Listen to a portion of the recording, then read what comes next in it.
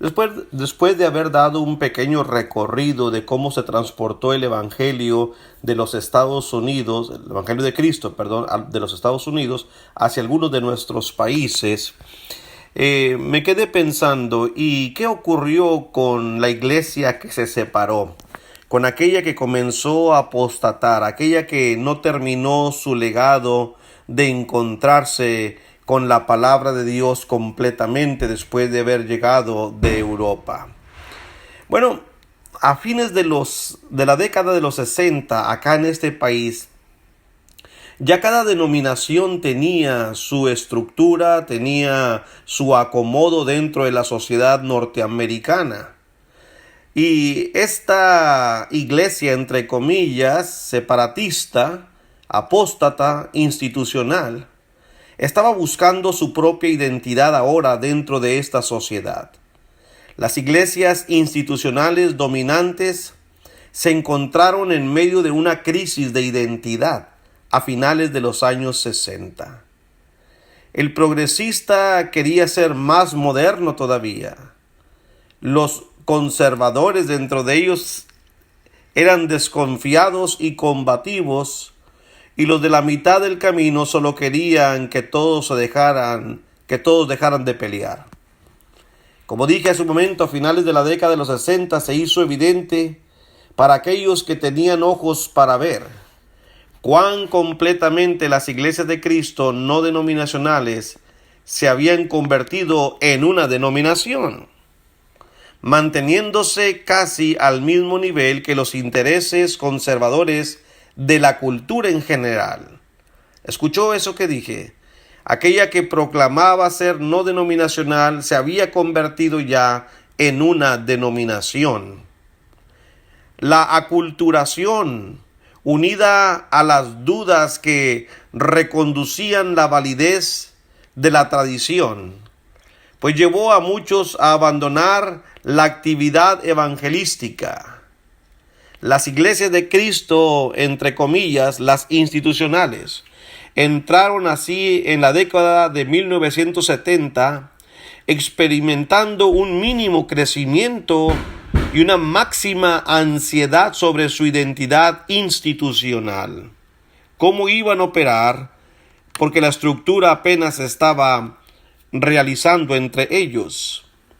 Las iglesias de Cristo institucionales se comportaban cada vez más como una denominación que ha hecho las paces con la cultura, con la sociedad en general, a pesar de que continuaban empleando el lenguaje bíblico, pero en sus acciones sectarias podían mostrar ellos su verdadera identidad. Las iglesias de Cristo institucionales no podían decidir si constituían una secta o una denominación, aunque resistían obviamente ambas etiquetas, ambos nombres. En medio de su indecisión y confusión, la visión por hablar donde la Biblia habla y guardar silencio donde la Biblia guarda, su visión se volvió borrosa.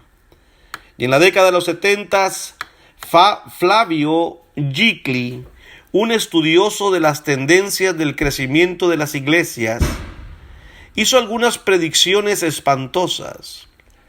Gicli predijo que las iglesias de Cristo institucionales serían solo la mitad del tamaño actual para el año 2000, si continuaban las tendencias del crecimiento de 1977. La próxima generación vería la desaparición de las iglesias de Cristo como un grupo distinguible. Débilmente dio como la principal razón de la disminución de la tasa de crecimiento en dos factores. La primera, las condiciones cambiantes del mundo durante los 15 años anteriores. Y la segunda, el fracaso de las iglesias de Cristo en adaptarse a estos cambios. ¿Por qué? Porque estaban como que entraban o no entraban, estaban indecisos. Obviamente se habían ya alejado del patrón bíblico, pero ahora no sabía, dentro de ellos todavía había algunos opositores.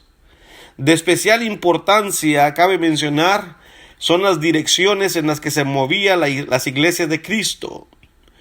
Una atrofiaría el crecimiento, el otro dejaría a las iglesias con poca sustancia de vida, dijo Jickli. La tasa de crecimiento decreciente de la Iglesia de Cristo durante los últimos 15 años ha sido causada, al menos en parte, por una tendencia en la dirección opuesta, porque no se atreve a dar el paso que necesita de identificarse como toda una denominación. Una tendencia a volverse conservadora en asuntos de opinión y liberal en asuntos de fe. Ambos extremos eventualmente destruirían esa iglesia. Por otro lado, los liberales, más liberales de la iglesia liberal, tratan la palabra de Dios como si no tuviera más autoridad que la palabra de un hombre. Así es la triste realidad. Incluso la gran corriente principal de las iglesias de Cristo institucionales están recurriendo a una literatura más devocional. Este tipo de literatura que actualmente predomina, la más popular entre las editoriales de las iglesias de Cristo. Las iglesias institucionales estaban sufriendo a principios de los 80 una crisis predecible. La sociedad había cambiado drásticamente de su espiritualidad posterior a la Segunda Guerra Mundial, lo que les había dado vida en un principio. Ahora era una perspectiva más cínica dentro de los cristianos de esta denominación. Ahora se hablaba de un espíritu libre. Centraban, hermanos, la adoración en ellos mismos. Querían y muy poco que ver con las tradiciones, con la Biblia, con los estudios religiosos. Así que, encerrados en muchos cambios que las iglesias institucionales podían implementar para atraer las multitudes, algo tendría que ceder si estas denominaciones querían recuperar el crecimiento numérico que habían disfrutado anteriormente en los años 40. Aquí fue un punto decisivo.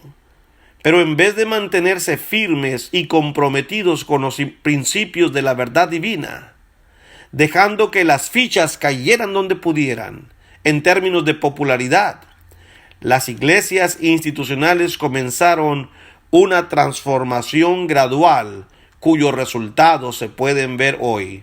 Decidieron irse al liberalismo por completo. Y de esta manera vemos el comienzo de un movimiento llamado el movimiento bostoniano o de Boston.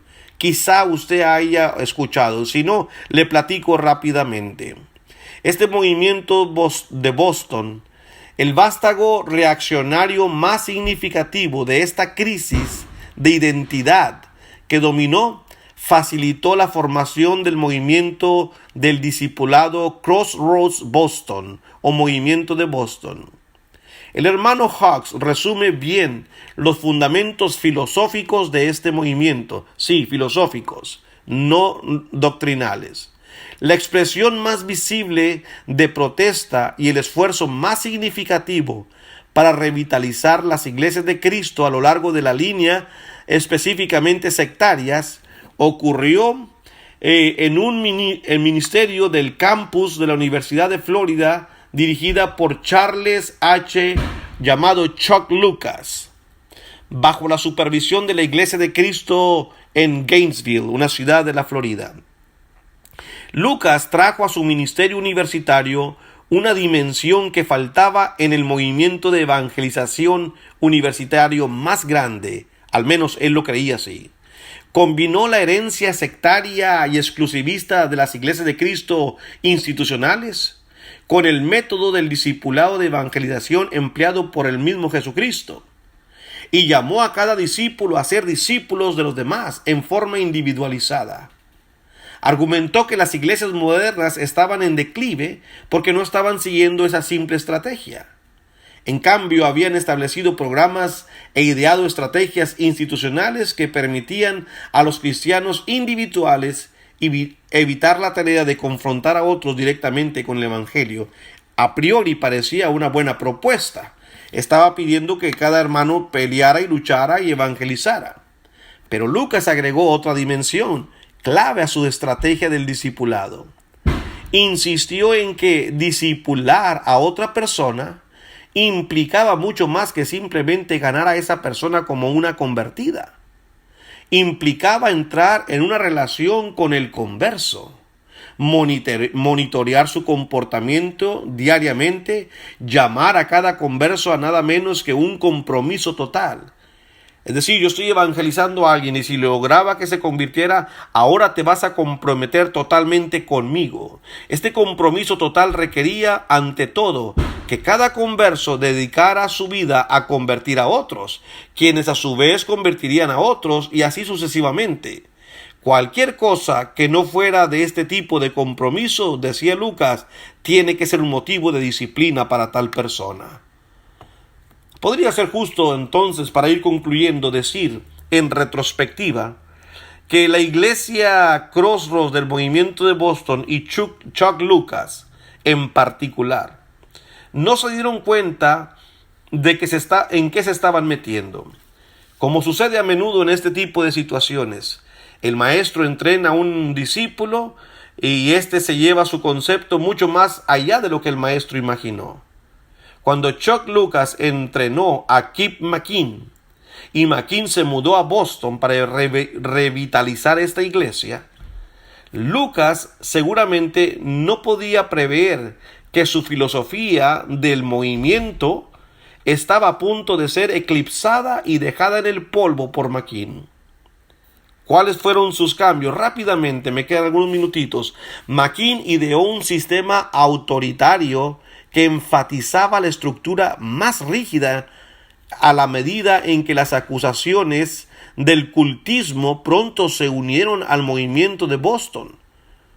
Mientras disfrutaba de un éxito numérico fenomenal, porque sí, mucha gente estaba viniendo a este tipo de células, pronto se levantó una nube de presunciones y sospechas sobre este movimiento, incluso a escala nacional. ¿Por qué?